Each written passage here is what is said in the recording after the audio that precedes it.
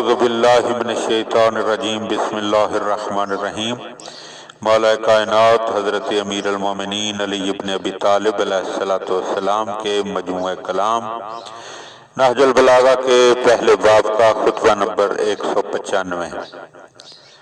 پیغمبر کے وہ صحاب جو احکام شریعت کے امین ٹھہرائے گئے تھے اس بات سے اچھی طرح آگاہ ہیں کہ میں نے کبھی ایک آن کے لیے بھی اللہ اور اس کے رسول کے احکام سے سرتابی نہیں کی، اور میں نے اس جوان مردی کے بل بوتے پر کہ جس سے اللہ نے مجھے سرفراز کیا ہے پیغمبر کی دل و جان سے مدد ان موقعوں پر کی ہے کہ جن موقعوں سے بہادر جی چرا کر بھاگ کھڑے ہوتے تھے اور قدم آگے بڑھنے کی بجائے پیچھے ہٹ جاتے تھے۔ جب رسول اللہ صلی اللہ علیہ وآلہ وسلم نے رحلت فرمائی تو ان کا سر اقدس میرے سینے پر تھا، اور جب میرے ہاتھوں میں ان کی روح طیب نے مفارقت کی تو میں نے تبرکن اپنے ہاتھ منہ پر پھیر لیے۔ میں نے آپ کے غسل کا فریضہ انجام دیا اس عالم میں کہ ملائکہ میرا ہاتھ بٹا رہے تھے۔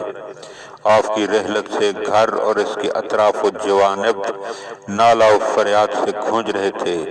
فرشتوں کا تانتا بندھا ہوا تھا، ایک گروہ اترتا تھا اور ایک گروہ چڑھتا تھا۔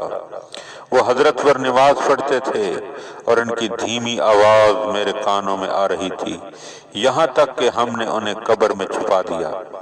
تو اب ان کی زندگی اور موت کے بعد مجھ سے زائد کون ان کا حقدار ہو سکتا ہے؟